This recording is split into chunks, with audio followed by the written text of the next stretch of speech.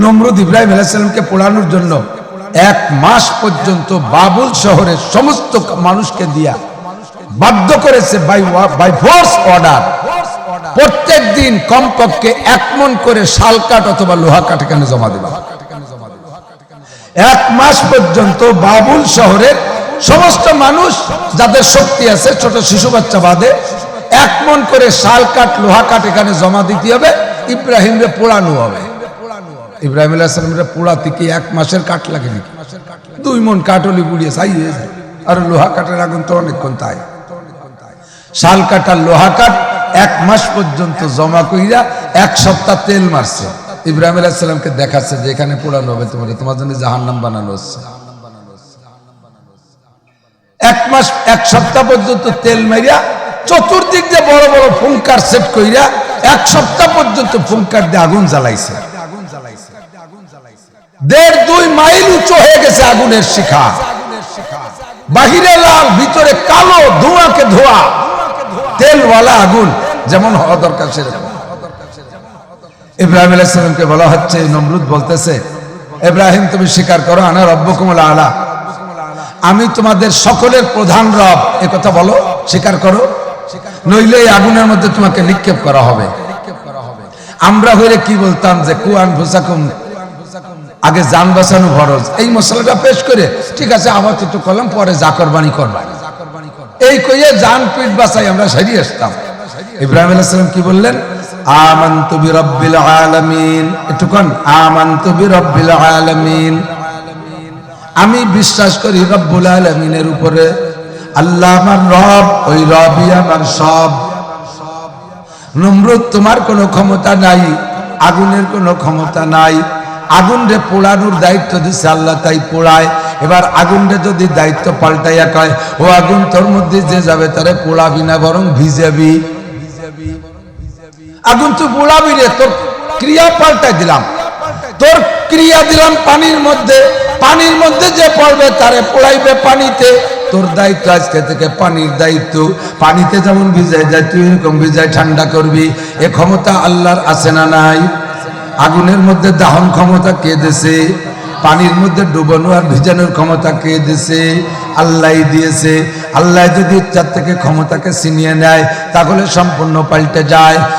এবার ইব্রাহিম আলাইহিস সালাম বলেন, ও নমরুদ তোর কোনো ক্ষমতা নাই, আমার রব আমার আল্লাহ, আমি চিনেছি আমার আল্লাহকে, আল্লাহর পর বিশ্বাসের কারণে আজকে তোর আগুনের ভিতরে আমাকে নিক্ষিপ্ত হতে হবে। ঠিক আছে, আগুনের ক্ষমতা আগুনে আমার পর প্রয়োগ করবে, আমি পুড়েই যাইব, কোনো সমস্যা নাই, তবে মরার পরে পোড়ার পরে আমি হব জান্নাতি। তোর দুনিয়ার জান্নাত আমার দরকার নাই, তোর দুনিয়ার জাহান্নামরে আমি ভয় পাই না। এর নাম হলো অগ্নি পরীক্ষা। এর নাম ইব্রাহিম আলাইহিস সালামকে চড়কে বাঁধে যখন ভিতরে ফেলাই দিয়েছে, আল্লাহ পাক জিবরিল আলাইহিস সালামকে অর্ডার করলেন, ও জিবরাইল দেখছো আমার ইব্রাহিমের সাথে কি আচরণ করছে। ইব্রাহিমকে যখন চড়কের সাথে বাঁধছে, পিছন যে ফেরেশতারা ওই চড়কের গোড়া টেনে ধরে রাখছে। নমরুদের সেনাবাহিনী ছিল 70 লক্ষ, সারা পৃথিবীর রাজা তো 70 লক্ষ শুধু সেনাবাহিনীকে ব্যবহার করছে এই চড়কটা নিয়ে ঘুরাইয়া ভিতরে ফেরানোর জন্য। জিবরাইল 1-2 ফেরেশতা গোড়া চিবিয়ে ধরে রাখছে, 70 কোটি টিকিট নিয়ে ছুটতে পারে। তা সে চড়ক ঘরে না, কয় যে কোনো জায়গায় গিরিশ ফিরিছি কোমল অনেক, মোবিল টোবিল দেখতে ঠিক করি বারবার চেক করে দেয় কোনো চাই কোনো ত্রুটি নাই, একেবারে সবকিছু ওকে, আবার ঘরে না। কেন করে না এটা তো নমরুদ কেন 14 গোষ্ঠী জানবে না, কিন্তু জাননেওয়ালা আবার আর একজন আছে, তার নাম মিস্টার ইবলিস। কি ইবলিস? একটু মিস্টার দেখুন, হযরত মাওলানা ইবলিস না, মিস্টার ইবলিস। ও মিস্টার স্টার যাইয়া নমরুদ বলতেছে স্যার কাম হবে না, এই গুড়ায় বিশাল বিশাল মস্তানে ধরে রাখছে, আপনার মস্তানরা টেনে ছুটতে পারবে না। কয় ছুটবে কিভাবে? ওর থেকে ছুটে গেলে পদ্ধতি কি? সিস্টেম শিখাই দিয়েছে। কয় ফেরেশতারা থাকে না কোন কোন জায়গা, যে জায়গা মারাত্মক ধরনের গুনাহ হয় ও জায়গা ফেরেশতা থাকে না, তাহলে ও জায়গাটা গুনার পরিবেশ করতে হবে। কি? মদের আড্ডা, গাজার আড্ডা, ইয়াবার আড্ডা, ফেন্সিডিলের আড্ডা, কয় না ওগুলো না, ও জায়গা সবচাইতে একটা নোংরামি করতে হবে। আপনার উম্মতের ভিতরে থেকে 40-80 জন যুবক যুবতী দিয়ে ওখানে অপকর্মের একটা ব্যবস্থা করতে হবে। নমরুদ বললেন নো প্রবলেম, এটা কোনো ঘটনাই না, আমার হুকুমের গোলাম। এই চলে আসো, এটা একেবারে টাটকা টাটকা 40-80 জন যুবক যুবতী চলে আসো। যুবকরা তো রেডি, মেয়েরা তো আসতে চায় না। স্যার এই জায়গাতে আকাম করলে মানুষের মধ্যে ধরা পড়ি যাবেন, সে তো জীবন বইরে আমাকে সে বিয়ে শাদী তো হবে না, সে করিয়ে খাবো কি? তোকে আমি কার্ড দেবো, আমার এই রেশন কার্ড তোরাই নিয়ে আসবি, সবার চাইতে তোদেরকে আমি মাল বেশি দেবো। কার্ড কিসের হবে? সকলকে টোকেন দিছে, স্বর্ণের টোকেন। এটি কপালে লাগাবি আর ওইটা লাগায় আসবি, আমি বসবো যে তোরা সে আন্তর্জাতিক খ্যাতি সম্পন্ন ব্যবসা, তোরা সেই 40 জন বিশ্ববিখ্যাত বদমায়েশ মহিলা, আমি চিনে তোদের মাল বেশি দেবো। তারা রাজি হয়ে গেল, অন্যায় শুরু হয়ে গেল। জিবরিল আর মিকাইল চড়কের গোড়া ধরা ছিল, লজ্জায় ছেড়ে দিয়ে চলে গেল। আল্লাহ আর তো হয় না, এখান তো থাকা যাচ্ছে না। আল্লাহ পাক বলেন চলে আসো, তোমাদের কাজ শেষ, এখন থেকে কাজ হবে আমার। জিবরাইলকে বললেন তোমার কাজ, আরেকটা নতুন কাজ আসতেছে। এই যখন চড়ক ঘুরবে ভাব, এর মধ্যে শয়তান যাইয়া নমরুদে আর এক বুদ্ধি দিতেছে। ইব্রাহিমের গায়ে যে জামা কাপড় আছে না, ওর মধ্যে কিন্তু জাদু, ওই জামা সহ বেলালে কিন্তু পড়বে না। তার মানে ইব্রাহিম আলাইহিস সালামকে ব্যবস্থা করে আরেকটা বেইজ্জতি ল্যাংটা করার একটা প্ল্যান। নমরুদ যাইয়া জামা কাপড় খোলার অর্ডার দিয়ে দিল। আল্লাহ পাক বলেন জিবরাইল কাল বিলম্ব হবে না, আমার খলিল, আমার বন্ধু অগ্নি পরীক্ষায় পাস, তার গায়ের থেকে নমরুদ একদিক দিয়ে কাপড় খুলবে, আর একদিক দিয়ে তুমি তার কাপড় পরাই দিবা, খুলবে তার গায়ে থেকে দুনিয়ার কাপড় পরাই দিবা, তার গায়ে জান্নাতের কাপড়। আল্লাহ এত তাড়াতাড়ি আমি কিভাবে জান্নাতের কাপড় নিয়ে আসবো? আমি তো এই যে আপাতত চড়ক ছাড়িয়ে দিয়ে দাঁড়াইছি। আল্লাহ তা জানি না, তোমারে তো আমি লা ইউকাল্লিফুল্লাহু নাফসান ইল্লা উসআহা, আমি সাধ্যের বাইরে, শক্তির বাইরে কেউকে কোনো হুকুম চাপাই না। তোমার মধ্যে ক্ষমতা আমি দিয়েছি, তুমি চেষ্টা করলে পারবা। জিবরিল আলাইহিস সালামের দুইটা ডানাকে এমন করে বাড়ি মারলে, বুখারী শরীফে সেদিন পড়াইছি, দুইটা ডানাকে একবার বাড়ি মারলে 1 সেকেন্ডে 1,86,000 মাইল যায়। দুই ডানাকে বাড়ি মারলে 1 সেকেন্ডে 1,86,000 মাইল যায়। তো জিবরাইল আলাইহিস সালাম বললেন যেহেতু আল্লাহ হুকুম করেছে, এখন থেকে এখনই জান্নাত থেকে জামা আনতে হবে। উনি 600 ডানা ব্যবহার করলেন ওই দিন, যত তাড়াতাড়ি পারা যায়। 600 ডানা ব্যবহার করে জান্নাতি জামা আর একটা খাট নিয়ে যাও, ওই নমরুদের চলার উপরে আমার ইব্রাহিম বসবে না। ভিতরে বসার জন্য দেখেন যে শীতেই পোড়ায় মানুষ, লাশ রাখার জন্য আর একটা কায়দা করে, ওইরকম একটা কায়দাও করছে, ওই জায়গা বসবে না, জান্নাতি খাটে বসাবা। জান্নাতি খাট আর জান্নাতি জামা নিয়া ইব্রাহিম আলাইহিস সালামের জন্য জিবরিল আলাইহিস সালাম মুহূর্তের মধ্যে চলে আসছেন, আইনে ওই জায়গা বসাই দিয়েছে ভিতরে। কুরবানি বুঝাচ্ছি, ভালো করে মনে রাখছি। আত্ম উৎসর্গ, জীবনকে কুরবানি করে দিলে আল্লাহ তাআলা প্রতিদান কিন্তু হাতে হাতেই দেয়। সব কিছু মেনে নেছে, আগুনে পড়বে, জামা খুলে নিয়ে গেল, সকল প্রকার বেইজ্জতি মেনে নিলেন, একমাত্র আল্লাহর মহব্বতে, আল্লাহর প্রেমে, আল্লাহর পর বিশ্বাস রাখা সঙ্গে সঙ্গে জান্নাতি জামা আয়না ইব্রাহিম আলাইহিস সালামকে পরিয়ে দিলেন, আর খাটখান জান্নাতের আগুনের ভিতরে বিছিয়ে সেট করে রাখলেন। আর নমরুদ ঘুরাইয়া চড়ক দিয়ে জায়গা মতো একেবারে পয়েন্ট মতো বসাই দিয়েছে, যে জায়গা বসাইছে সে জায়গা বসানোর সাথে সাথে জান্নাতি খাট। আগুনের ভিতরে ইব্রাহিম আলাইহিস সালাম বসা, পাশে খাটের কোনায় জিবরিল আলাইহিস সালাম বসা। জিজ্ঞেস করতেছে কষ্ট হচ্ছে না তো? আপনার কাছে আমি জিজ্ঞেস করতেছি না, ইব্রাহিম আলাইহিস সালামের কাছে জিবরিল আলাইহিস সালাম জিজ্ঞেস করতেছে। আপনাকে তো কষ্ট একটু হবে, উপরে তো গরম, এখন আগুনে কষ্ট হচ্ছে না? ইব্রাহিম আলাইহিস সালাম বলে আগুন কো? যে চতুর্পাশে আগুন। জিবরিল আলাইহিস সালামের সাথে গল্প করে দূর থেকে ইব্রাহিম নমরুদ দেখতেছে, আর ইব্রাহিম আগুনের বড় জাদু করছিস, আগুনে তোর ভুলায় না। আগুনরে না পোড়ানোর জন্য অর্ডার করছে কে? আল্লাহ কি কইলেন? শান্তিদায়ক কষ্ট হইয়া যাও, শান্তিদায়ক ঠান্ডা হইয়া যাও, শান্তিদায়ক ঠান্ডা হইয়া যাও। আগুন আল্লাহর হুকুমে শান্তিদায়ক ঠান্ডা হয়ে গেল। অগ্নি পরীক্ষা ইব্রাহিম আলাইহিস সালাম পাস, সঙ্গে সঙ্গে আল্লাহ জান্নাতি খাট আর জান্নাতি জামা দিয়ে পুরস্কৃত করলেন। এমন করে আমি আপনি যে কোনো পরীক্ষায় যদি এরকম ইমানি পরীক্ষায় পাস করতে পারি, আল্লাহ পাক প্রতিদান দেওয়ার জন্য প্রস্তুত। আল্লাহ পাক বলেন ওমাইয়াত্তাকিল্লাহ ইয়াজআল লাহু মাখরাজা ওয়া ইয়ারযুকহু মিন হাইসু লা ইয়াহতাসিব।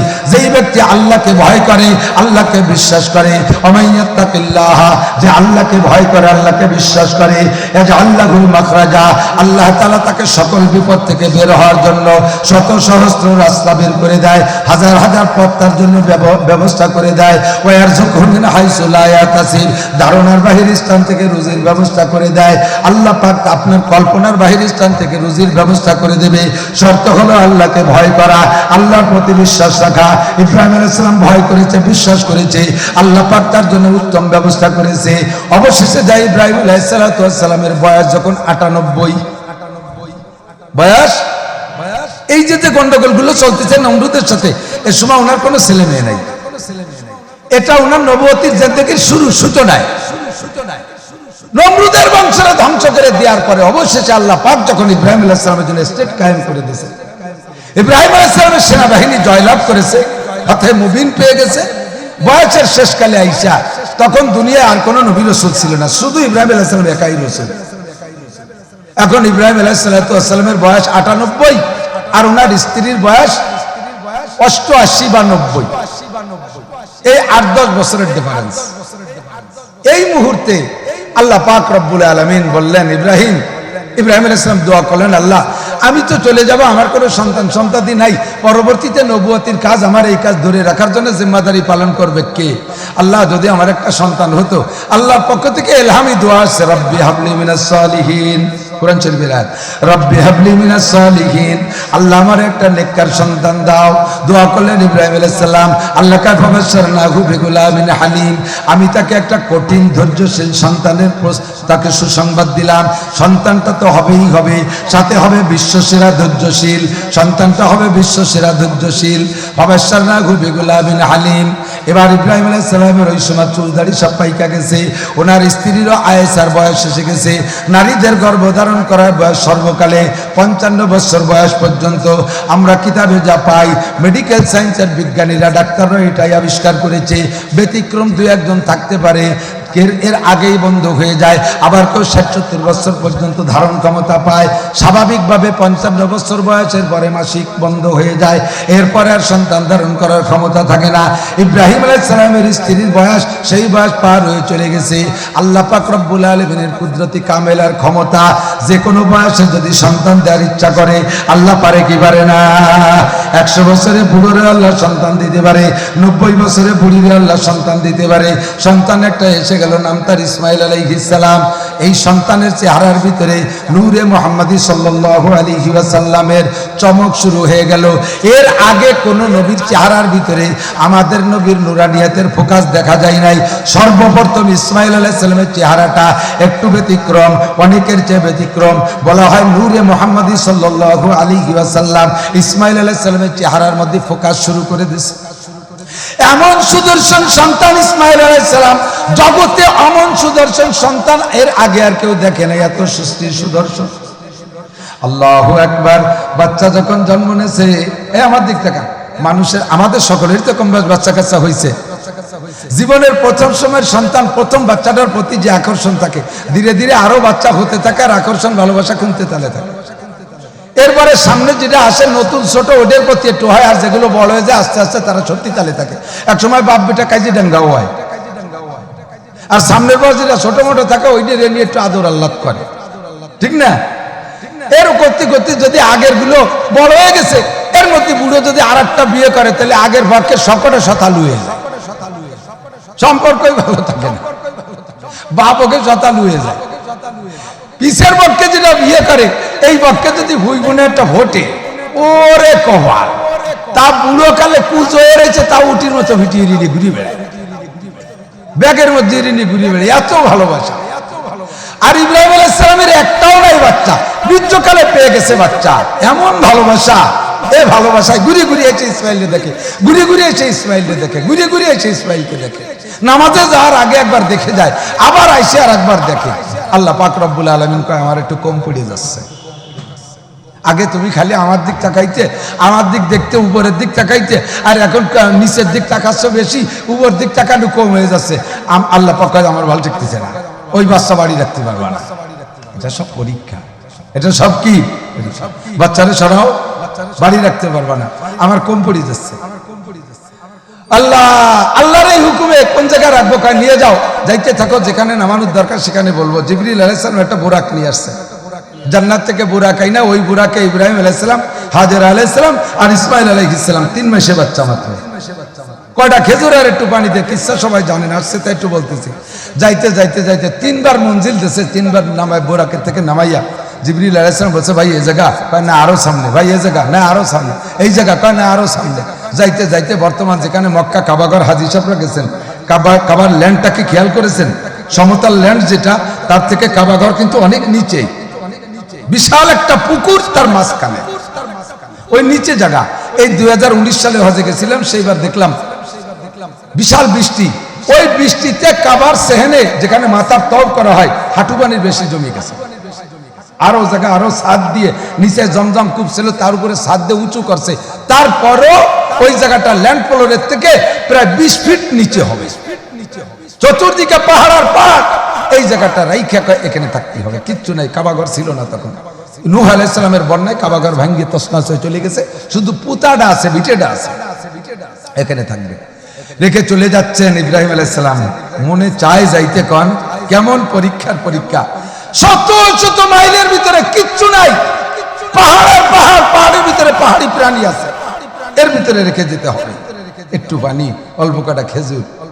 তো ইব্রাহিম আলাইহিস সালাম তো বলে যাইতে পারতেছেন না, ভিতরে থেকে ফুফায় ফুফায় উঠতেছে কান্না, বলে যার ক্ষমতা আসতেছে না, তো ফিরে চলেই যাইতেছে, বলতে পারতেছে না। চলে যখন যায়, হাজী সাহেবরা গিয়েছেন শাহরে ইব্রাহিম খলিল, একটা রাস্তা আছে ইব্রাহিম খলিল রোড, ওই রাস্তা দিয়ে উনি বেরোয় চলে যাচ্ছিলেন। ওই রাস্তা দিয়ে যখন যায় রওনা দিছে, তখন যাইতে যাইতে পিছন দিয়ে ডাকতেছে, হাজেরা তার ডাক শোনে না। শেষমেশ যেই পাহাড়ের মোড়ে যাইয়া আর পিছনের দিক তাকাইলে দেখতে পারবে না এমন পরিস্থিতি এসে যাচ্ছে, ওই মোড়ের আগে শেষবারের মতো একটু দেখার জন্য পিছন দিক ফিরলেন, হাজেরার ডাকে, ইয়া খলিল আল্লাহ, হে আল্লাহর খলিল ইব্রাহিম, আতাদরুনা বিআমরিল্লাহ, আপনি কি আল্লাহর হুকুমে আমাদেরকে রেখে যাচ্ছেন, না আমাদের কোনো আচরণে কষ্ট পেয়ে ফেলে রেখে যাচ্ছেন?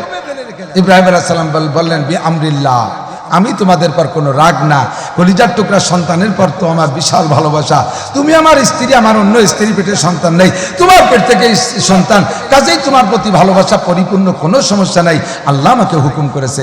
হাজেরা আলাইহিস সালাম বললেন, যেমন নবী সেরকম তার স্ত্রী, আল্লাহর হুকুমে যদি হয় তাহলে রেখে যান, কোনো অসুবিধা আমাদের হবে না, আপনি টেনশন করেন না, আপনি চলেই যান। ইব্রাহিম আলাইহিস সালাম শেষবারের মতো এক নজর তাকায়, 2 ফোঁটা পানি চোখ থেকে বেরিয়ে আসলো, কাঁদতে কাঁদতে চলেই গেলেন। একটানা 13 বছর কোনো ফোন নাই, মোবাইল নাই, চিঠি নাই, কোনো খবর নাই, আছে না মরছে, বাঁচছে না গেছে, কি হালাত আল্লাহ জানে। কাফের মুশরিকরা ও জায়গায় আক্রমণ করলো কিনা, এরপরে কোনো শত্রু দুশ্মনে তাদেরকে অপহরণ, ধর্ষণ ইত্যাদি অনেক নোংরামি হলেও হতে পারতো। বাচ্চারা এত সুদর্শন নিয়ে গোলাম হিসেবে বিক্রিও করে দিতে পারে, কি টেনশন বলেন তো। এসব আল্লাহর পরীক্ষা, এরকম পরীক্ষা 30টার ভিতরে এটাও একটা। 13 বছরের মাথায় যাইয়া স্বপ্নে দেখতেছে যে উনি জবাই কুরবানি করতেছেন, অনেক কিছু কুরবানি তো দেখলেন, 3 বার উনি গরুকে জবাই করেছেন, একটা বারও আল্লাহর পক্ষ থেকে রেজাল্ট আসে না যে হ্যাঁ এটাই যথেষ্ট, এরপরেও আবারও দেখে জবাই করতেছে। এইবার জবাইটা সরাসরি দেখাই দিলেন যে তুমি ইসমাইলকে জবাই করতেছো, বুঝে ফেলাইছে আল্লাহ, তাহলে তুমি তো প্রথমবারই আমাকে এভাবে দেখাইলে পারতে, হুকুম করলেও পারতে, তুমি স্বপ্নে না দেখা ডাইরেক্ট আদেশ করতে। আল্লাহকে ডাইরেক্ট আদেশ করলে জবাই করাই লাগতো, ডাইরেক্ট আদেশ করি নাই, জবাই করা লাগবে না, এটা আমার জেহেনে আছে, আমার জানা আছে, ইব্রাহিম ইসমাইলের জবাই করা লাগবে না, কিন্তু ফাঁকে তোমার পরীক্ষা হতে হবে। চলে গেছে স্বপ্নে দেইকা, তরবারি একখান বগলে চাদরের নিচে নিয়া কয়েক হাজার কিলোমিটার পথ হাইটে যাইয়া, এরপরে যাইয়ে দেখে যে ইসমাইল আলাইহিস সালাম সে সময় বেশ মোটামুটি 13 বছরের যুবক, আরো পশ্চিমের একটু বলিষ্ঠ হয়, আরো নবীর বংশের ছেলে, আরো পরবর্তীতে নবী হবে, সমকালীন যিনি নবী হন, ওই জামানার সবচাইতে বিশ্ববিখ্যাত 40 জন যুবকের শক্তি অথবা 30 জন যুবকের শক্তি ওই নবীর দেহের ভিতরে আল্লাহ তাআলা দিয়ে দেয়। বডিগত দিক দিয়ে এরকম সুটম হয়ে থাকে, টল করে বড় হয়ে উঠছে 13 বছরের বাচ্চা। বাইরে বসে মার ঘরের চাল তৈরি করবে বিদায় প্রত্যেকে খেজুরির ডাল সংগ্রহ করে ওই দাউ দিয়ে চাইছে 6টা বানাচ্ছে। যাইয়া ইব্রাহিম আলাইহিস সালাম কাছে যাইয়া বাসায় ঢোকে নাই, বাইরে ছেলেটারে পাইয়া সন্দেহ করতেছে। 13 বছর আগে 3 বছর 3 মাসে পোলা রেখে গেছে, এখন 13 বছর বয়সে কত বড় হয়ে গেছে, চিনা একটা মুশকিল না, চিনাই কথা না। কাছে যে সালাম দিয়ে, আসসালামু আলাইকুম ইয়া বুনাইয়া মানান্তা, ও বাবা তুমি কে? বললি তো পারতো যে আমি ইসমাইল, আপনি কে? আমাদের দেশের নিয়ম, আমাদের দেশে পোলা পান্ডা যদি জিজ্ঞেস করে বাবা তোর নাম কি, তুই কিরা, তাতে আপনার দরকার কি? আমাকে পোলা পান্ডা কয়, তাতে আপনার দরকার কি? আপনার কাছে নাম করতে হবে, আপনি কোন জায়গার কেটা?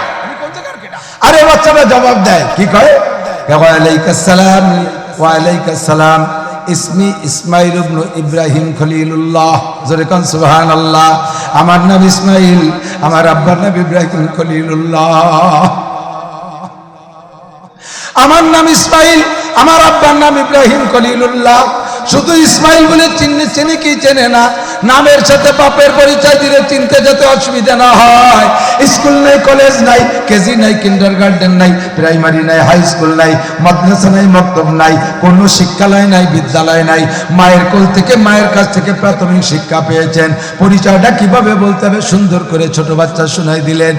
ইব্রাহিম আলাইহিস সালাম জড়িয়ে ধরে বুকের সাথে লাগায় বলতেছেন, ওয়া ইয়া বুনাইয়া আনা আবুকা ইব্রাহিম খলিলুল্লাহ আলাইহিস সালাম, বাবা আমি তোমার আব্বা ইব্রাহিম খলিলুল্লাহ আলাইহিস সালাম।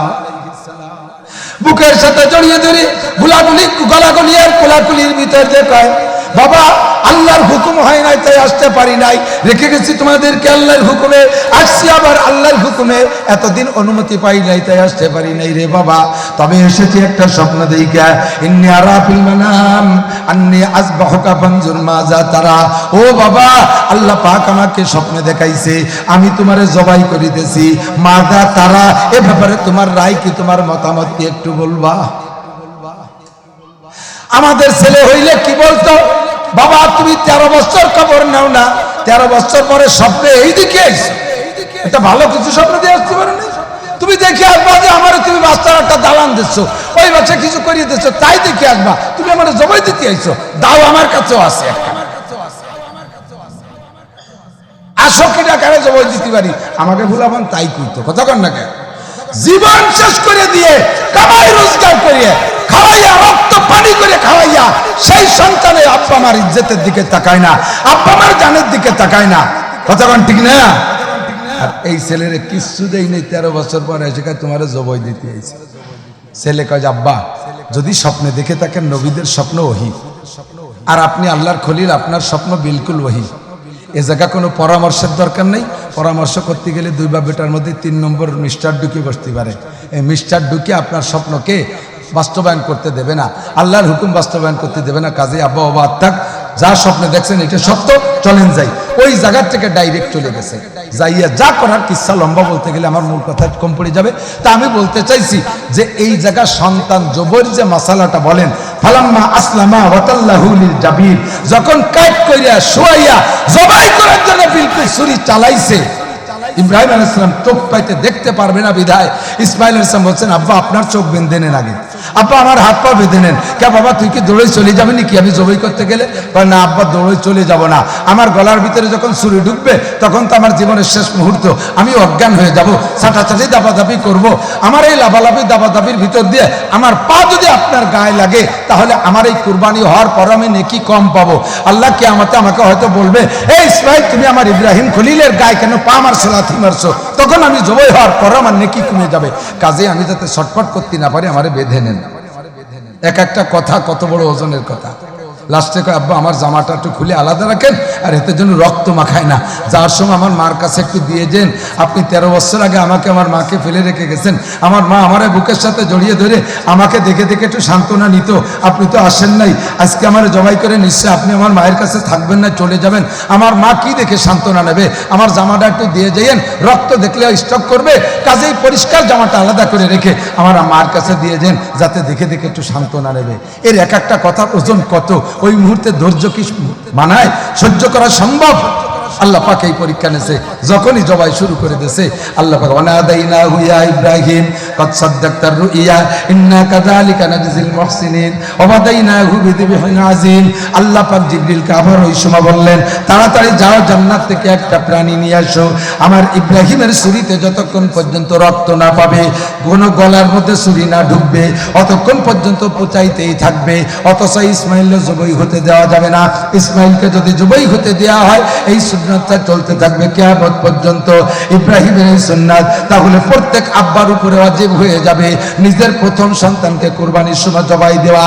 আর এটা তো আমার বিধান না, এটা হবে না। কাজে ইব্রাহিমকে জবাই থেকে যদি ফিরাইতে হয়, তার ছুরি চালানোর থেকে যদি ফিরাইতে হয়, ইসমাইলের জান বাঁচাইতে হয়, এক্ষুনি ইব্রাহিমের ছুরির নিচে একটা জান্নাতি প্রাণী ধরো। জিবরিল আলাইহিস সালাম দৌড়ে গিয়ে জান্নাত থেকে একটা দুম্বা আইনা ইসমাইলকে পা ধরে টানতে সরাইয়া ছুরির নিচে ধরছে, আর গলার ভিতরে পস করে ছুরিটা ডুবে গেছে। জবাই কার্যক্রম সম্পন্ন হয়েছে। খুশিতে ইব্রাহিম আলাইহিস সালাম চোখ খুলছে যে আমি আল্লাহর হুকুম বাস্তবায়ন করেছি। তখন উনি জানে না যে দুম্বা জবাই করেছে, তখন উনি জানে যে ইসমাইল নেই জবাই করেছে। পরীক্ষায় পাস না ফেল, পাস না ফেল। আল্লাহ পাক রব্বুল আলামিন বলেন ওয়া ইযিবতালা ইব্রাহিম রাব্বুহু বিকালিমাতিন ফাআতাম্মাহুন্না। আমি যতবার ইব্রাহিমকে এমন পরীক্ষা নিয়েছি, অতবার আল্লাহ তাআলা বলেন যে আমার ইব্রাহিমকে আমি কৃতকার্য দেখেছি, পরীক্ষায় পাস করেছে, যার বিনিময়ে তাকে আমি বানাইছি, যা আমি তাকে গোটা মানব জাতির ইমাম বানাইছি, তাকে মুসলিম জাতির পিতা হিসেবে ঘোষণা দিয়েছি। জোরে কান সুবহানাল্লাহ। দুনিয়ায় আঞ্চলিকভাবে জাতির পিতা থাকে। পাকিস্তানিরা কায়েদে আজম জিন্নাহকে জাতির পিতা বলে, বাংলাদেশে আমরা বলি বঙ্গবন্ধুকে যারা বলে, আর এক দেশে আর একজনকে বলে, কিন্তু ইন্দ্রা তো আঞ্চলিক জাতির পিতা হতে পারে।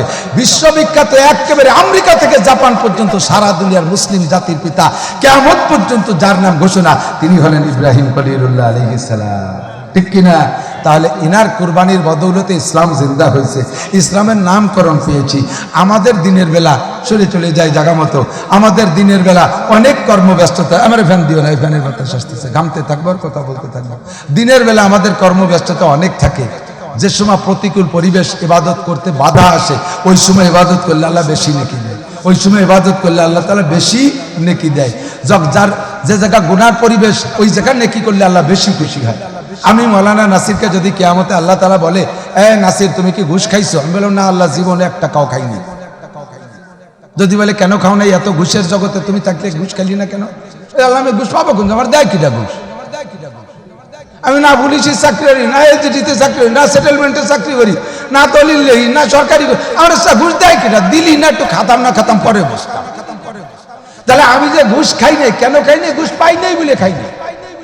কাজেই আমার ঘুষ না খাওয়াটা অত কারামতি না, একজন পুলিশ ঘুষ না খাওয়াটা যত কারামতি। বুঝলেন?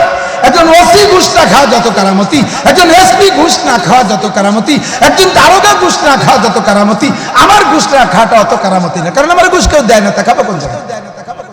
ওনাদেরকে ঘুষ দেয়। কোন পুলিশ ঘুষ চিনত না, ঘুষ খাওয়া শিখেছি আমরা, আবার সমালোচনাও করি আমরা। কোন পুলিশই জানতো না ঘুষ খাতি হয়। পুলিশে ঘুষ খাওয়া শিখেছে আসামিরা, অন্যায় করে আকাম করে পুলিশের কাছে ধরা পড়ে, এরপরে মুসাদিনী ভয় ছাড়লে দিলে কেটা খুশি না হয়, স্যার এতটা দেওয়ানি, স্যার একটু ছাড়ি দিয়ে যান, স্যার এত, এই স্যাররা ভয়সা এইভাবে বাতি কাতি অভ্যাস হয়ে গেছে। তো বলেই তো কায়দা, বেতনের সাথে ঘুষি মজা বেশি, ঠিক না? আমার যদি বলে তুমি কি এই রাস্তার পিস খোয়া টোয়া মাইরি ঠেসে খাইছো কিছু? আমি আল্লাহর কি কোনোদিন খাইনি। কেন খাও নাই? কোনটা কিন্তু আমি পাইনি। আমার দেয় কে বাল যে আমি চারটে মাল মারি খাবো? টন মারা, মন মারা, রাস্তা মারা, খাল মারা, বিজিএফ কার্ড মারা, পঙ্গু ভাতা মারি খাওয়া, বিধবা ভাতা কার্ড বেঁচে খাওয়া, করোনা ভাতা মারি খাওয়া, এই কারেন্টের খাম্বা খুঁটি তার মার সব বেঁচে খাওয়া, ব্রিজের রড বাদ দিয়ে তার মধ্যে কুঞ্চি ডুয়াই দিয়া, এই ভালো কাজগুলো কি তুমি করছো? বলে আল্লাহ না, আমি কোনোদিন করি নাই। কেন করো নাই? ওগুলো আমার হাতে পাই নাই, তা করবো কিভাবে? কাজেই এই অন্যায়গুলো আমি না করাটা যতটা কারামতি, আমার যতটা বুজুর্গি, তার চাইতে ওই ব্যক্তির বুজুর্গি বেশি যেই লোকটার হাতে এগুলো আসছে আর সে খায় নাই। কতক্ষণ আসছে আর সে খাই নাই। এরকম যদি কেউ থাকে, তাহলে আমি মাওলানা নাসিরের চাইতে কিয়ামতের ময়দানে ওই চেয়ারম্যান, ওই এমপি, ওই কন্ট্রাক্টর, ওই অফিসার আল্লাহর কাছে অনেক বেশি দাম নিয়ে আগে জান্নাতে চলে যাবে। কারণ সে গুনার পরিবেশে থেকে গুনাহ করেনি। আমাকে যদি বলে তুমি কি বেপর্দা করেছো, মেয়ে ছেলেদেরকে দেখেছো? বলে না আল্লাহ না, আমাদের মাদ্রাসায় ওই আলাই বেলাই নাই। মাদ্রাসার সাইড দেওয়ালের মধ্যে ঢুকলে এই ছেলেটা যদি সারা বছর রাস্তায় না যায়, তাহলে একটা মেয়ের মুখও দেখবে না, কারণ এর মধ্যে মেয়ে নাই। এর মধ্যে কি নাই? মেয়ে নাই। আমি বেপর্দা করি নাই কেন?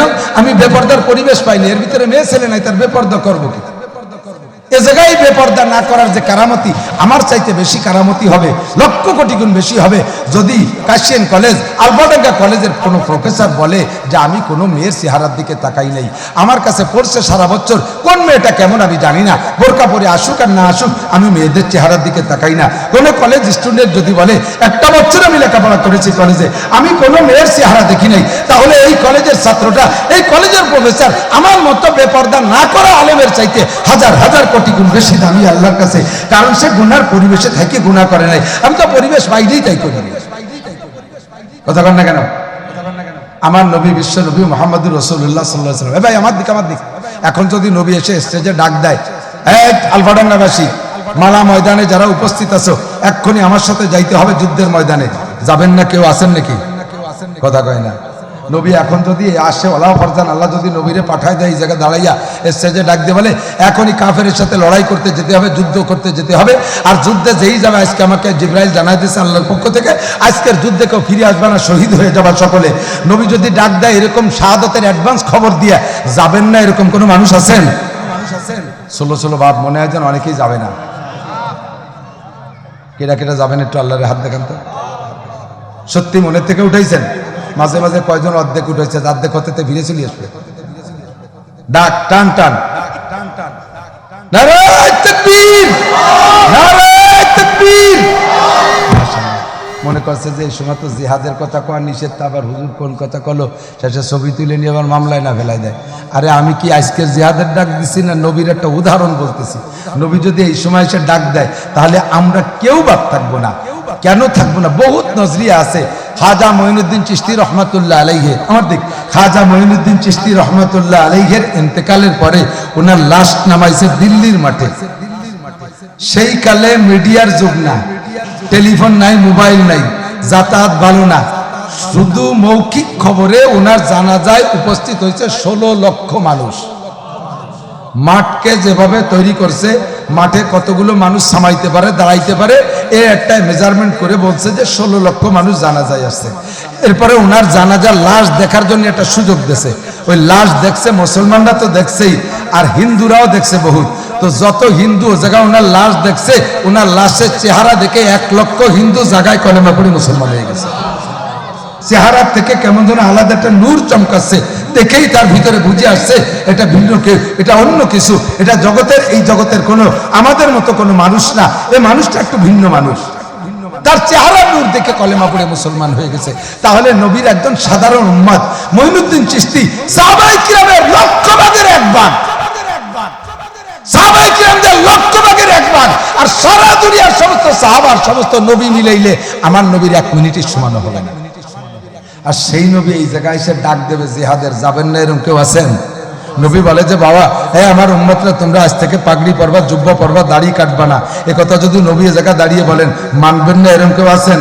আমার নবী যদি এ জায়গায় বলে আর কেউ দাড়ি কাটবে না, আমার বিশ্বাস কোনো দাড়ি কাটো আল্লাহ দাড়ি কাটবে না, কোনো সুন্নতের খেলাফ করলে সুন্নত খেলাফ করবে না। কারণ নবীর উপস্থিতিটা হলো স্বর্ণযুগ, ও কথার মধ্যে আলাদা নূর।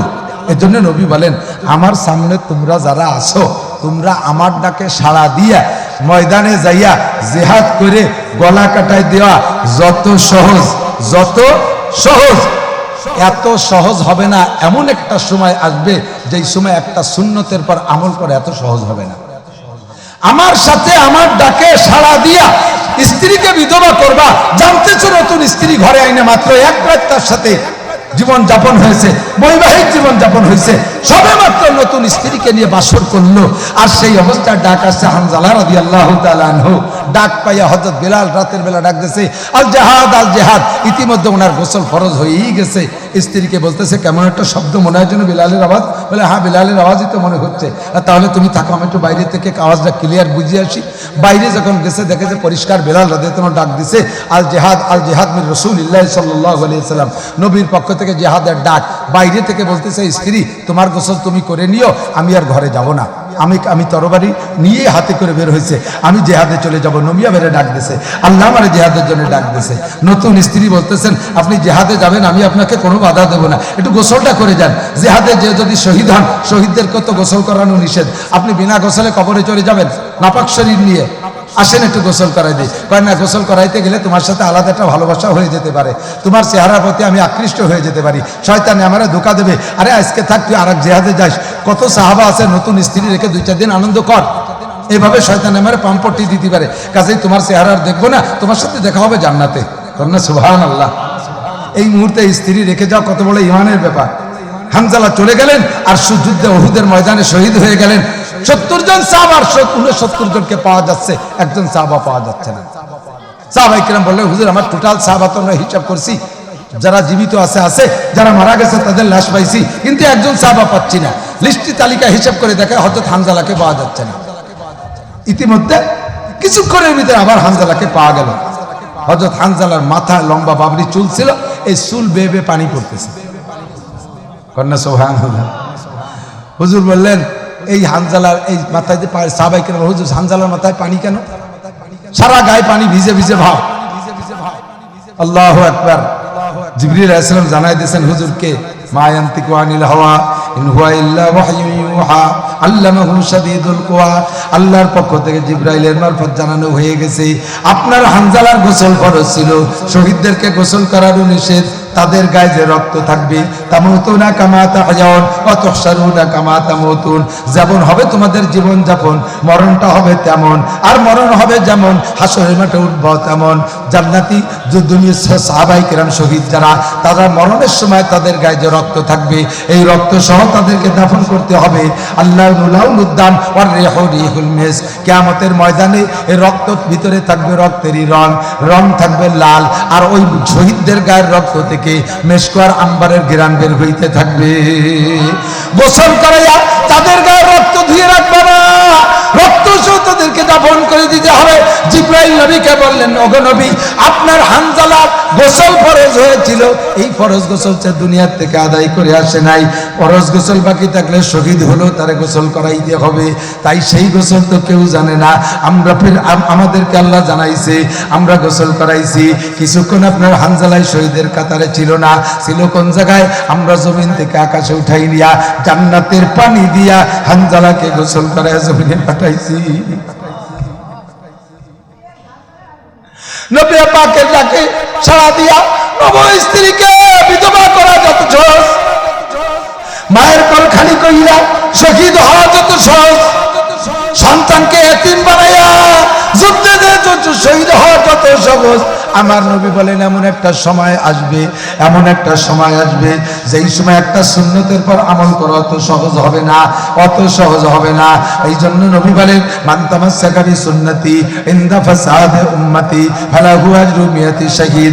তোমরা যারা আমার সাথে উহুদ বদর খন্দকে গিয়া কাফেরের মোকাবেলায় লড়তে লড়তে গলা কাটাই দিয়া শাহাদত বরণ করেছো, এ আমার প্রাণপ্রিয় যুবক ভাইরা, একটু অন্তরের শোনা, একটু মহব্বতের সাথে শোন, একটু দরদের সাথে শোন। কলব মে সোজ নেহি রূহ মে এহসাস নেহি, কলব মে সোজ নেহি রূহ মে এহসাস নেহি, कुछ भी पैगाम मोहम्मद का तुझे पास नहीं, कुछ भी पैगाम मोहम्मद का तुझे पास नहीं। ভিতরে জ্বালা নাই, অন্তরে মহব্বত নাই, মুহাম্মদুর রাসূলুল্লাহর প্রতি তোমার ভালোবাসা নাই। তোমার ভালোবাসা ইহুদির সাথে, নাসারার সাথে, মেসির সাথে, নেইমার সাথে, ইহুদির সাথে, নাসারার সাথে, বুদ্ধর সাথে, খ্রিস্টানের সাথে তোমার ভালোবাসা।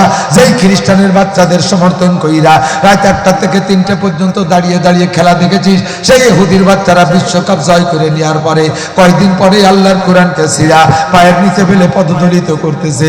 এখনো পর্যন্ত তুমি সেই মেসিরে বাংলাদেশে আহ্বান করো, তাকে দেশের চিফ গেস্ট হিসেবে দেখতে চাও। কেমন মুসলমান তুমি? তোমার ভিতরে জ্বালা কোথায়? তোমার ভিতরে দরদ কোথায়? তুমি তোমার ভিতরে যদি ন্যূনতম ঈমান থাকে, তাহলে তুমি ওই বংশের মহব্বত অন্তরে রাখতে পারো না। হুজুর বলেন, আমার সাথে ময়দানে যে যুদ্ধ করে গলা কাটাই দেওয়া যত কঠিন, তার চাইতে বেশি কঠিন হবে আখেরি জামানায় সুন্নতের পর আমল করা। এজন্য তোমরা যারা আমার সাথে যে শহীদ হয়েছ, তোমাদের মধ্যে যারা শহীদ হয়েছে, এইরকম শহীদের 100 শহীদের যেই সওয়াব, আমার আখেরি উম্মত একটা সুন্নতের পর আমল করলে সেই তার চেয়ে বেশি সওয়াব দেওয়া হবে। যখন বাংলাদেশে দাড়ি রাখতে হলে দরখাস্ত দেওয়া লাগে, কথা কন, দাড়ি রাখতে হলে আবেদন করা লাগে না পুলিশ ডিপার্টমেন্টে? আর্মিতে দাড়ি রাখতে আবেদন করা লাগে না, জানেন? আপনি জানেনই না। আমাদের এই কাশিয়ানি যোধপুরনা দিয়ে আসুন কোন গ্রাম আমার ভালো করে মনে নাই, গত বছর গেছি মাহফিলে, আরবি ভদ্রলোক চাকরি ছেড়ে দিয়ে আসছে, এত সুন্দর দাড়ি। বললো, হুজুর আমি আপনার দাড়ির বয়ান শুনেছি, তখন আমার কাছে দুনিয়ার চাকরি চাইতে দাড়িকে মূল্যবান বেশি মনে হয়েছে। আমি দাড়িকে হালকা সাইজ করে পাশতে একটু কাটিয়ে, দাড়ি 4-5 দিন 7 দিন 10 দিন না কাটলেই তো এটা বেরোয় আসে, তো যতটুকু বেরোয়ছে অতটুকু আমি দাড়ির সাইজ করিয়া আমি মাসের শেষ বেতন সই করাইতে গেছি। আমার আর্মির অফিসার স্যারের কাছে আমার বেতনের সই হয়, ওনার কাছে গেলে উনি মুখের দিক তাকাই, কি ব্যাপার আপনার দাড়ির সাইজ কেন?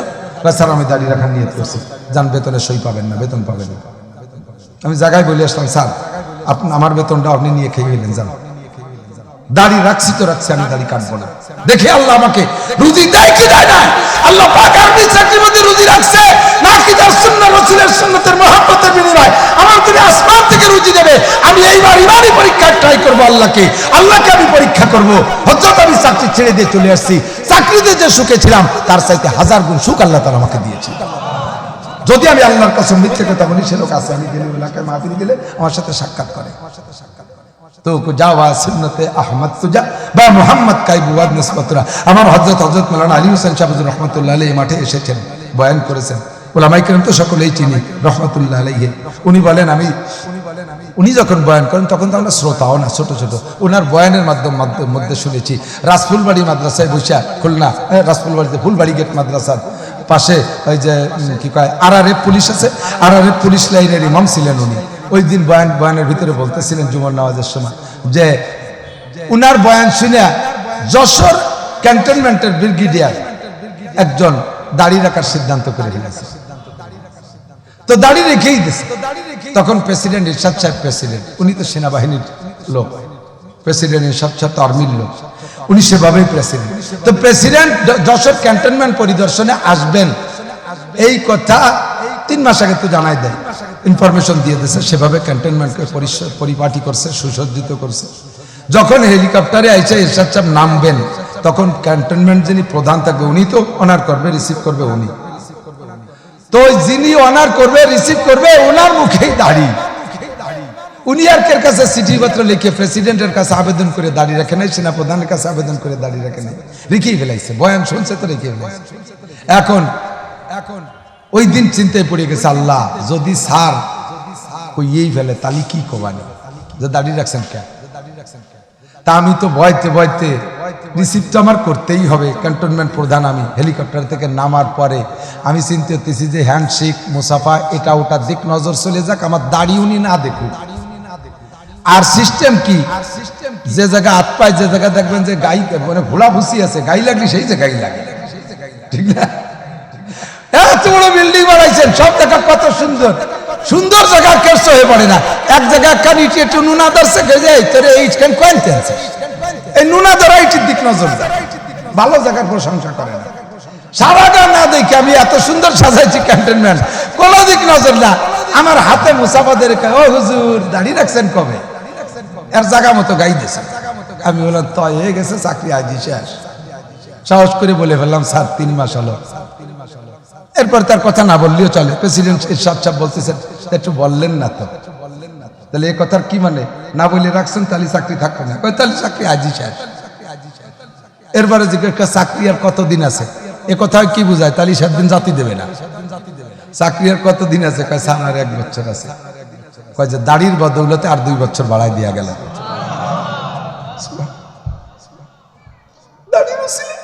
আরো 2 বছর বাড়াই দিয়ে ও মুসলমান, বুঝতে মনে পারলাম না আল্লাহর নবীর সুন্নাত, আল্লাহর শরীয়ত যেই আমল করবা খালি আখিরাতটা আল্লাহ তাআলা তার প্রতিদান দুনিয়াও দিয়ে দেয় নগদে নগদে। কথা বলেন ঠিক ঠিক না? কেন পারবা না? কেন পারবা না? আল্লাযীনা জাহাদু ফিনা লানাতান্নাম সুবুলানা মান তাওয়াজ্জাদা। চেষ্টা করো, তুমিও পারবা, আল্লাহ সম্মান বাড়াই দেবে। ভয় পাচ্ছ দাড়ি রাখলে চাকরি হবে না, হতে পারে দাড়ি না রাখলে যেই সাইজের চাকরি পাইতে, দাড়ি রাখলে তার চাইতে দামি চাকরি পেয়ে যেতে পারো। ব্রিগেডিয়ার সাহেবের চাকরি আরো 2 বছর বাড়াই দিয়ে গেলেন ইরশাদ সাহেব। আল্লাহর বান্দা, মানুষ বলতেই তো দোষে গুণে মানুষ, হাজারো দোষ ধরনেওয়ালারা ইরশাদ সাহেবের অনেক দোষ ধরবে, তবে তার কি গুণ নাই? বাংলাদেশের যেদিকে তাকাবেন যুদ্ধ বিধ্বস্ত দেশ, জিয়াউর রহমানের ইন্তেকালের পরে আইসা রাষ্ট্রটাকে ধরে 9 বছর রেখে জেলাগুলো এভাবে ছোট ছোট করে দিয়ে গেছেন। তাতে তাদের একটা ফায়দা হয়েছে, হাজার হাজার মানুষের কর্মসংস্থান হয়েছে। উপজেলা তৈরি করে দিয়ে গেছে, সেখানে হাজার হাজার মানুষের কর্মসংস্থান। বিচার ব্যবস্থার ভিতরে সুন্দর একটা ব্যবস্থা, শটে মানুষে আইন প্রশাসনের কাছে আশ্রয় নিতে পারে। আগে এই জায়গা ঝামেলা হলে ফরিদপুর যাওয়া লাগতো, আমাদের গোপালগঞ্জের টুঙ্গিপাড়া হলে ফরিদপুর যাওয়া লাগতো। মানুষের যাতায়াত কত কঠিন ছিল।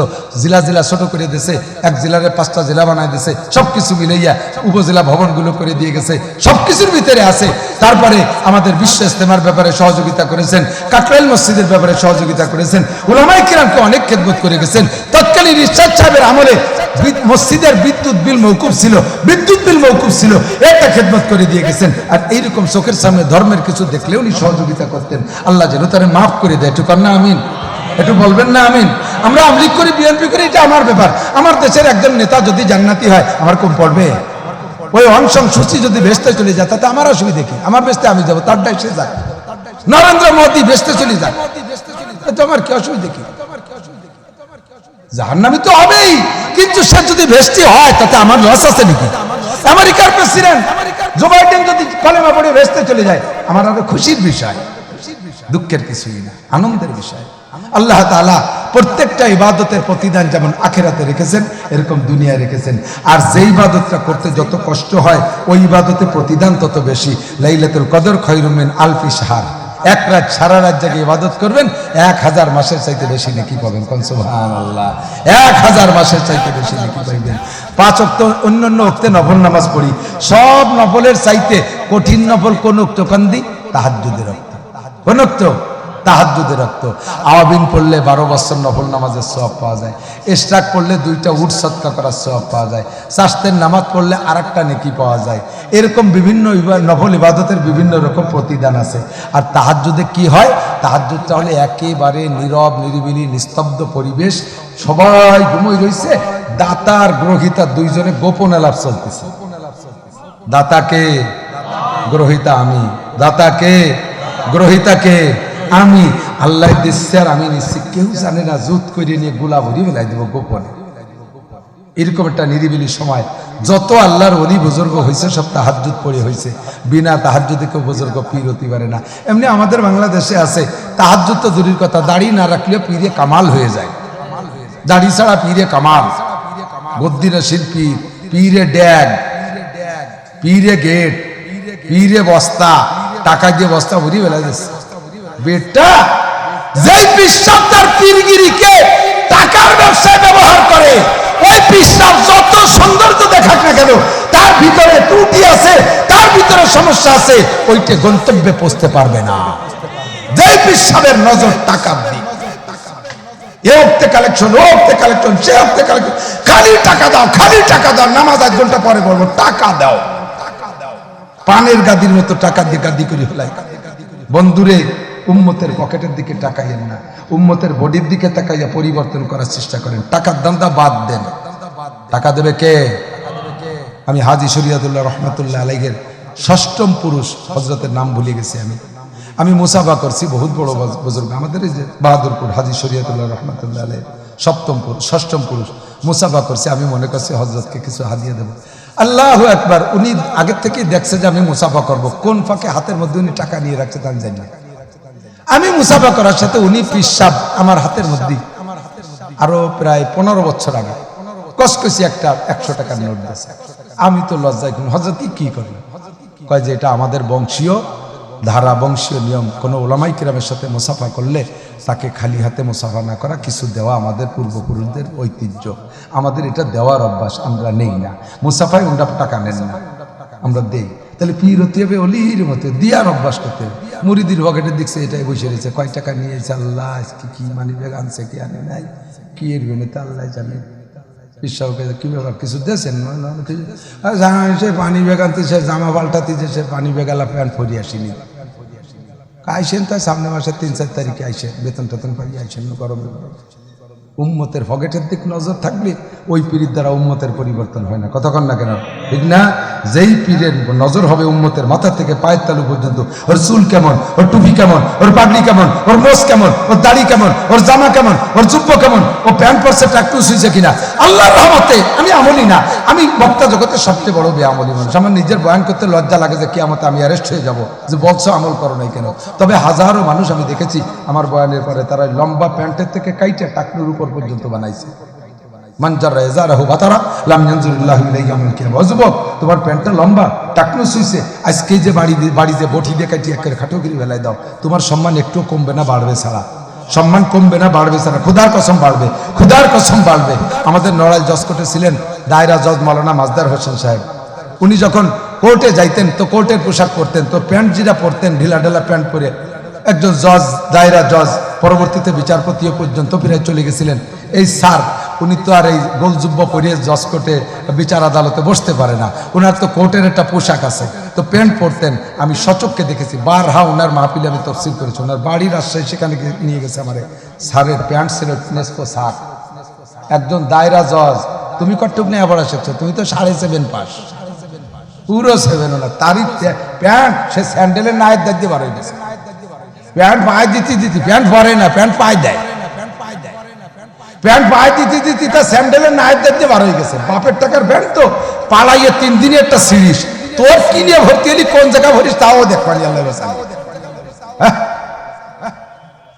স্যান্ডেল মুস্তিছে শাল দিয়ে, স্যান্ডেল হয়তো 3.25 টাকা দাম ছিল, তা আবার 3 বছর পায়ে দেওয়া হয়ে গেছে। নিজে পিন মারতি কেমন চতুর্দিক দিয়ে পেরাক মেরে ফেলাইছে। এই স্যান্ডেল 12,000 টাকা দামে শালের কেনি দিয়ে মুস্তিছে। এই কি করিস, কি শাল কি আছে, স্যান্ডেল কি দিয়ে কি মুছিস? এই তো শাল কার আর স্যান্ডেল কার? স্যান্ডেল হলো আমি ব্যাংক চালাই অনেক কষ্ট হয়ে, সেইটাই দিয়ে স্যান্ডেল কিনছি, আর শালটা দিয়েছে আমার শ্বশুর। ও কিন্তু তার পয়সা লাগেনি, শ্বশুর ইন্ডিয়ায় 12,000 টাকা দামে শাল দিয়েছে, সেই শালের কেনিতে নিজের 300 টাকা দামের পুরন স্যান্ডেল মোছে। যদি শালটা তোর টাকা দিয়ে কিনা লাগতো তাহলে স্যান্ডেল মুস্তি না, তুইও গায়ে দিতি না, ও আয়রন সেপের মধ্যে আটকাইতে আতর মাইয়ে, তার একটা যত্ন হতো আলাদা। বাপের টাকার প্যান্ট পরিস, এই জন্য স্যান্ডেলের দাঁড়িয়ে সে প্যান্ট বার হয়ে যায়। তবে মনে রাখিস, আল্লাহ নবী বলেন, মান জাররা ইজারাহু ফাতারা লাম ইয়ানজুরিল্লাহু ইলাইহি ইয়াউমাল কিয়ামা। যেই ব্যক্তি টাকটু শুয়ে লুঙ্গি, প্যান্ট, পাজামা, জুব্বা জামা পরবে। কোন হুজুর আছে সৌদি আরবের থেকে ভক্তবৃন্দরা জুব্বাটা দিয়েছে, সৌদি আরব লম্বা লম্বা তাকে মাপের একটা আনি দিয়েছে, এটা গায়ে দিয়ে দিয়েছে, হুজুরের পার নিচে 1 বিঘে ঝুলতি তালে রয়েছে, ওই বাসা গিরে ধরে জানাজা ভরাই দেওয়া যায়, এত বড় লম্বা। কাজে কাটিয়ে ফেলা, কয় না আল্লাহ নবীর দেশে তাইছে, কাটলি এবার নবীর আগে তোর এই ভত অতিথি কইছে কিনা কাটি খাটো আর নেসকো শাক বানা। এই টাকটুসে কাপড় যারা পরে তারা যত বড় ভালো আমল করুক না কেন, পুরুষরা আল্লাহ নবী বলেন কিয়ামতে আল্লাহ তাআলা ওই লোকটার দিকে তাকাবে না। আর আল্লাহ যদি কের দিকে না তাকায়, সে কি ভেস্তে যেতে পারবে? কথা বলেন পারবে?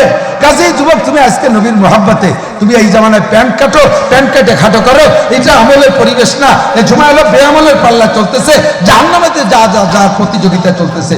এই মুহূর্তে যদি তুমি আমল করো, তাহলে সাহাবায়ে কিরাম যারা যুদ্ধে গিয়ে শহীদ হয়েছে, এইরকম শহীদের 100 শহীদের সওয়াব পাবা। এই সময় দাড়ি রাখা কঠিন। ছেলেতে দাড়ি রাখলে আব্বাই ধিক্কার দেয়, তোর কি দাড়ি রাখার বয়স হয়েছে? ছেলেতে দাড়ি রাখলে মা কয় যে তোরে আর তোর আব্বারে তো আমি পার্থক্য করে বুঝতে পারি না কিডা। বাপেরও যে সাইজের দাড়ি, ছেলেরও সেই সাইজের দাড়ি, বুঝতে পারতেছে না। বাড়ি এটা বিপদে আছে মার এই ধিক্কারে ছেলে দাড়ি কেটে ফেলাই দেয়। বৌতি স্বামীরে কয় তোমার দেবার বল কাকার মতো দেয়া যাচ্ছে, দাড়ি রাখছে যে যিনি স্বামীরে বল কাকার মতো দেয়া যাচ্ছে। এই জায়গায় দাড়ি যা কত কঠিন না, দাড়ি রাখলে চাকরি হয় না, দাড়ির সহ চাকরিতে নেয় না, রাখা দাড়ি কাটিয়ে বেলায় দেওয়া লাগে। এই মুহূর্তে যদি কেউ দাড়ি রাখেন রসুলের মহব্বতে, আল্লাহ তাআলা আপনাকে 100 শহীদের সওয়াব দান করবে, 100 শহীদের সওয়াব দান করবে। কারণ এটি ইবাদতের পরিবেশ না, বর্তমানে এখন গুনার পরিবেশ। আমার যুবকরা, আলফাডাঙ্গার যুবক, আজকে এখানে যারা আসছো, একটা অঙ্গীকার করতে হবে, একটা অঙ্গীকার করতে হবে। বিগত যত নোংরামি যা করছো না করছো, 14ই ফেব্রুয়ারির নোংরামিতে অংশগ্রহণ করব না। কারা কারা দেখি, কয়জন উঠই নেই রে? অনেকে উঠেছে অল্প একটু, আধা পথ যাবে, পরে ফিরে আসবে। টান টান 14ই ফেব্রুয়ারি ভ্যালেন্টাইন ডেতে আমরা ওই জাতীয় কোন নোংরামিতে শরীক হব। আমাদের বন্ধু মহলকে আমরা ফেরানোর চেষ্টা করবো, ঠিক? হাজার হাজার মাশাআল্লাহ হাতনামান, হাজার মহিলা অবৈধ গর্ভধারণ করবে, যারা সন্তান প্রোটেকশন দেবে।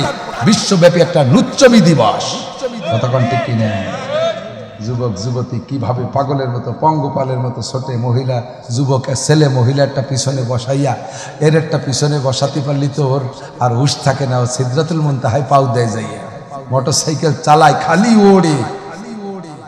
অনেকেই এই 2-4 দিনের ভিতরে যে কি পরিমাণ মোটরসাইকেল কেনা বেচা হচ্ছে, আমার শোরুমওয়ালারা কয় যে হুজুর ঘটনা কি, এত মোটরসাইকেল কিনতেছে কেন? আরে বেটা জানিস না সামনে 14ই ফেব্রুয়ারি আসতেছে, কতজন কত পাওয়ার ব্যাংক রেডি করছে, এই পাওয়ার ব্যাংক পিছনে বসায় রাস্তা দিয়ে পাঙ্কু মেরে বেড়াবে।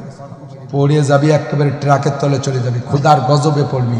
প্যালেস্টাইন হলো এক খ্রিস্টান লুচ্চ, ও লুচ্চবি করে ধরা পড়ছে দেশে, তারে জেলখানায়, সরকার তারে জেলে আটকাইছে, জেলে যাই এক অন্ধ মহিলারও ধর্ষণ করছে, যার কারণে সরকার কাইয়ে শয়তানের রাতে তো বাঁচা বড় কঠিন, এরে যে জায়গা দেয় সেই জায়গায় ওরে জাহান নামে দিলে ওই জায়গায় যে জাহান নামে বিটিকে সাথে আকাম করবে গেছে, তাহলে কাজে ওরে ফাঁসি দিয়ে দেওয়াই উচিত।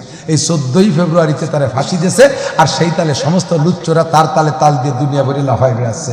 যারাই 14ই ফেব্রুয়ারিতে ভ্যালেন্টাইন ডে পালন করবি তারা ওই লুচ্চর সাথে জাহান নামে যাবি। আল্লাহ নবী বলেন, আলমার উমান আহাব্বা, যার সাথে যার মহাব্বত তার সাথে তার কিয়ামত, মান তাশাব্বাহা বিকওমিন ফাহুয়া মিনহুম, যার সাথে যার মিল হবে তার সাথে তার হাসর হবে। আমরা এই নোংরামিতে শরীক হব জোরে আল্লাহ। যারা এখানে যাবে না নিয়ত করছে এবং কোনোদিন যাবে না, তাদেরকে তুমি কিয়ামতে রসুলের সাথে হাতে মুসাফায় হাত মিলিয়ে দিও। রাজি আছেন না? প্যালেস্টাইনের সাথে সাক্ষাৎ করবেন না, নবীর সাথে। কার সাথে? নবীর হাতের হাউজে কাউসার পান করাই দিও সবাই রে। আল্লাহ জীবদ্দশায় নবী পাকের সাথে একবার স্বপ্নে সাক্ষাৎ করাই দিও। জীবনে বেঁচে থাকতে একটা বার হলেও রসুলের রওজায় হাত দেওয়ার তৌফিক দিও। এই দুইটা হাতকে মক্কা মদিনার জমিনে রাইখা সিজদা দিয়ে নামাজ পড়ার তৌফিক দিও। আল্লাহ আমাদের সকলকে দ্বীনের খাদেম হিসেবে কবুল করে নাও। সকল প্রকার কুসংস্কারের প্রতিবাদ করার তৌফিক দান করো। আল্লাহ পাক আমাদের এই অল্প সময়টাকে কাজে লাগানোর তৌফিক দান করুন। আমি আয়াত পড়েছি, আল্লাহ বলেন, আমাল হায়াতুদ দুনিয়া ইল্লা কালিল। ও ভাই, এই দুনিয়ার জিন্দেগি একেবারেই কম। কথা বলেন, একেবারেই কম। যে যতটুকু হায়াত পেয়েছি ধরে নেন এইটুকুই, সামনে আর বাঁচবো না, এই ব্যাপারে 100% গ্যারান্টি, ঠিক কিনা? নগদে এই মাত্র জীবিত, আর এই মাত্র জায়গায় দাঁড়ায় গুল্লি দিয়ে পড়ে গেলে। আমাদের সুক্তল বাড়ি ডিসি নাসিম সাহেব কয় বছর আগে যারা দেখেছিলেন ফেসবুকে, উনি অফিসে ঢুকছেন, মোবাইল করতেছেন, ফাইলটা টেবিলের উপরে রাখা, মোবাইল কানে অবস্থায় চিনতে পড়ে গেল, আর একটা মিনিটও সময় দিল না, মুখেও পানি দেওয়ার সময় দিল না, সাথে সাথে চলে গেলেন। এত বড় একজন সরকারি অফিসার, আমি চিনি, অত্যন্ত ভালো মানুষ, জীবনে ঘুষ খান নেই, সেই টিওনো কালের থেকে আমি চিনি। এত বড় সুন্নতি দাড়ি, আমার রেস্তায় ফুপা হয়, অত্যন্ত সৎ মানুষ। উনি যখন সাতক্ষীরের শ্যামনগর টিওনো ছিলেন, আমাকে দাওয়াত দিয়েছে, উনি একটু মসজিদ করছে, টিওনো মসজিদ, অফিস মসজিদে, ওখানে জুমুর নামাজ পড়াইছি। দুপুরবেলা খানা খাইতে গেছে, ওনার বাসাই খানা। উনি বললেন, বাবা এই যে ভাত খাচ্ছ, এটা আমার সুক্তল মাঠের ধানের চাউলের ভাত। আমার আব্বা আমার জন্য যে জমি রেখে গেছে, আমি সেখান থেকে ধান এনে খাই। আর যে যা জায়গায় যে খাটটা আমার বসতে দিয়েছে, একটা চৌপাইয়া বাংলা চৌকি, তার উপরে কাঠেরই মানে ছাউনি, তার উপরে সেই গ্রামের একটা খেজুরির পাটি, তার উপরে কোনো মতে একখান খেতা বিছিল। বিশ্বাস করবেন না, আমি জানি যে কথা বিশ্বাস করবেন, আল্লাহর কসম আমি নিজে সেই কাঠে বসে খাইয়েছি। আর আমার ওই ফুপুর হাতের সেলাই করা দস্তারখান, এই নিউ ফ্যাশন দস্তারখান না। কয়টা চেয়ার আছে ওই রুমের ভিতরে, সরকারি, সেই কোন নাম হইলে ওই যে একসময় বেতি চেয়ার বানিয়েছিল, মনে আছে? লোহার ফ্রেম দিয়ে বেতি দিয়ে চেয়ার বানাতো না, প্লাস্টিক, সেই বেতি চেয়ার, তার বেতি জায়গায় জায়গায় ছিঁড়ে হুটো ফাঁকা হয়ে গেছে, তারই কয়েকখান চেয়ার। আমি বললাম যে জামাই, তো এটা আপনি একজন টিওন, আপনার অফিসটা, আপনার এই বৈঠকখানাটা একটু সুন্দর হতে হবে। বাবা, ছেলেমেয়েরা লেখাপড়া করে, যা বেতন পাই তাদের পিছনে খরচ করার পরে আমার আর ফার্নিচার করার পয়সা থাকে না। তুমি যা পাইছো একটু শাকভাতেই খেয়ে যাও, তুমি এই কথাগুলো মানুষের কাছে বলো না। বলে না, এই কথাগুলো আমি বলবো, আমারও ওই নিষেধ করলে আমি শুনবো না। আমি তো কবই তো, বাংলাদেশে একটু পিওনের চাকরি করে, সে খুলনায় 5 তলা বাড়ি বানায়। সে একটু এই তহসিল অফিসে একটু চাকরি করে, তার খুলনায় 5 তলা দুটিয়ে বাড়ি। আর আপনি টিওনও, আপনার রুমই থাকবে, আপনার বাসায় থাকবে বেতির সিরা, বেতির চেয়ার, আর আমি এই কব না, এ নিষেধ করলে আমি কব। এরকম ভালো মানুষ 2-4 জন ডিপার্টমেন্টে থাকার কারণে আল্লাহর রহমতে গত বছর না তার আগের বছর আসছি, আপনাদের এই রুমে ঢুকছি, ঢুকে দেখি একজন বুজুর্গ বসা, বহুত বড় একজন মুহাদ্দিস, গোল জামা, সুন্দর পোশাক আশাক সব কিছু মিলে, এত বড় দাড়ি।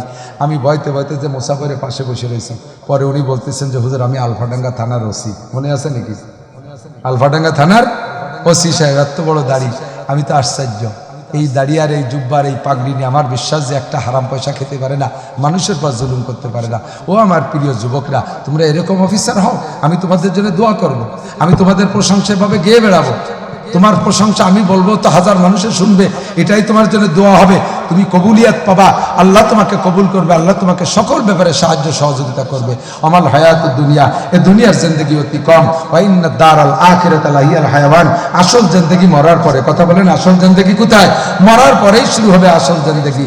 কাজেই ওই আমাল ওয়া ইন্না দারাল আখিরাতা লাহিয়াল হায়াওয়ান লাউ কানু ইয়ালামুন, যদি তোমার জ্ঞান থাকে তাহলে তুমি বিষয়টা বুঝতে যে আমার এই অল্প একটু হায়াতের জন্য কি করা দরকার, আর স্থায়ী হায়াতের জন্য আমার কি করা দরকার। আল্লাহ পাক রব্বুল আলামিন বলেন, তুমি স্থায়ী হায়াতের জন্য ইবাদত করবা, আর এই ইবাদতটা হবে ওমা উমিরু ইল্লা লিয়াবুদুল্লাহ মুখলিসিনা লাহুদ্দিন। প্রত্যেকটা ইবাদত হবে আল্লাহর ওয়াস্তে ইখলাসের সাথে। আমার দিক তাকান, নামাজ পড়বো কার জন্য? একটু মুখে বলেন, কার জন্য? নাকি মানসি খারাপ কয় সেই বয়সে? টুপি পাগড়ি জামা জুব্ব কার জন্য? নাকি মানসি বলে যে এই বয়সে কি আপনি প্যান্ট পরলে ভালো দেওয়া যায় সেই জন্যে? দাড়ি রাখবো কার জন্য? আল্লাহর জন্য। নাকি মানসি বলে যে আপনি এত বুড়ো হয়ে গেছে এখন দাড়ি রাখলে ভালো, না রাখলে ভালো দেওয়া যায় না, সেই বইতে রাখবেন নাকি দাড়ি? দাড়ি হবে আল্লাহর জন্য। কথা বলেন ঠিক না? দান করবো আল্লাহর জন্য, মসজিদ করবো আল্লাহর জন্য, মাদ্রাসা আল্লাহর জন্য, কোরআন পড়বো আল্লাহর জন্য, পড়াবো আল্লাহর জন্য, তবলিগি যাবো আল্লাহর জন্য, চরমনাই যাবো আল্লাহর জন্য, জিকির করবো আল্লাহর জন্য, ফিকির করবো আল্লাহর জন্য, সব কিছু হবে আল্লাহর জন্য। এর নাম হলো মুখলিসিনা লাহুদ্দিন। আল্লাহ তাআলা আমাদের সকলকে ইখলাসের সাথে সব কাজ করার তৌফিক দান করে। সবাই বলি আমিন। ক্ষুধাও লাগছে কায়দা মতো লাগা, আর কষ্ট ভালো হয়েছে। রাতের 2 ঘন্টা বাজার, দিনের 1 ঘন্টা, উপরে গরম হিট, আপনাদেরও কষ্ট আছে। অনেকে না খাইয়ে এসে আমার সাথে জোরে করতে বসে রয়েছেন। এমনকি খাবার ব্যবস্থা করছে না, বাড়ি যে খাই আসতে হবে, লজিংয়ে যেতে হবে তা জানি না। আমি আর ভাবতেছি না, আমি আপনাদের কাছে দোয়া চাই, দোয়া করি আল্লাহ তাআলা আমাদের এই মাদ্রাসা কবুল করুক। আমার ভাই হাফেজ মিজানের কাছে আমার 4টে ছেলে হাফেজ হয়েছে। আমার 4 ছেলেই তার কাছে পড়ছে, মিসবাহ, আজিজুল হক, আকমালউদ্দিন, নুরউদ্দিন, তারপরে মঈনুদ্দিন, আমার 4 ছেলে তার কাছে হাফেজ। আমিও, উনিও আমার জন্য ব্যবস্থা করে দিয়েছে যে আমার 4টে ছেলের হাফেজ বানাই দিয়েছে। কিয়ামতে আমি 4টে মতির মেম্বার পাবো, আর 4টে পাগড়ি আমি পাবো, আর আমার ছেলেদের মাও পাবে 4-4টে করে। আমরা দুজনে 8 খান চেয়ার আর 8টা পাগড়ি পাবো ইনশাআল্লাহ। ইনশাআল্লাহ। আপনার যদি লোভ থাকে তাহলে করেন, আপনার যদি লোভ থাকে তাহলে আপনি একখান চেয়ারের জোগাড় করেন যদি দরকার। আর যদি মনে করেন না মানে আমি মাটিতে বুটিতে একটু বসতে পারলি হলো, সেই দিন জ্বলিয়ে মরবেন যে কাজটা করলাম। বারবার বলবেন আল্লাহকে, রব্বানা আবসারনা ওয়া সামিনা ফারজিনা নামাল সালিহান ইন্না মুকিনুন। আল্লাহ আর একটা বার পাঠায় দাও, আর গোটা সারিক ছেলে দাও, আমিও খান সারিক চেয়ার জোগাড় করে আসি। আল্লাহ কাইক সাউফি হাওলা তুকাল্লিমুন, আর সুযোগ হবে না। আইসো তো আইসো, যা পাইছো তাই খাতি, তালে তাও কথা কওয়া না, কোনো কথা করি মাইর খাবা। যদি সময় মনে করেন যে এখনো সুযোগ আছে, ছেলে থাকলে ভালো, না থাকলে নাতি নাতনি একটা দিয়ে হলেও আপনার জানাজার একটা ইমাম তৈরি করেন। কথা বলেন, জানাজার ইমাম তৈরি করেন। বাড়াইটে মৌলবীর জানাজার মধ্যে অতটা গুরুত্ব হয় না। নিজের সন্তানরা কেউ জানাজা করুক, আল্লাহ তাআলা আমাদের সন্তানদেরকে নেক সন্তানে পরিণত করে। সবাই বলি আমিন। সুবহানাল্লাহি বিহামদিহি, সুবহানাল্লাহিল আযীম, সুবহানাকাল্লাহুম্মা বিহামদিকা আশহাদু আল্লা ইলাহা ইল্লা আনতা আস্তাগফিরুকা ওয়া আতুবু ইলাইক। আজকে আসরের পর না, মাগরিবের পরে হযরত মাওলানা মুশতাকুর নবী সাহেব, আমাদের এদিকটা খুব কম আসে, আমরা আনার চেষ্টা করতেছি। খুব উঁচু মাপের বক্তা, আমার 5 বছরের জুনিয়র। আমরা একই মাদ্রাসার ছাত্র, নানুপুরে পড়েছি। আমি যেবার মেশকাত পড়ি সেবার ওরা কাফিয়া পড়ে, এরকম পার্থক্য। তবে খুব জাইয়েদ আলেম, পরে দেওবন্দে পড়েছে। আলোচনা খুবই সুন্দর, চমৎকার, জজবাওয়ালা বয়ান, আমলি বয়ান। দেখতে আমার চাইতে বুড়ো হয়ে গেছে, কিন্তু আমার চাইতে 4-5 বছরের জুনিয়র। আল্লাহর বান্দা, খুব আমলি মানুষ। সকলে আসবো, বয়ান শুনবো। আসসালামু আলাইকুম রহমতুল্লাহ।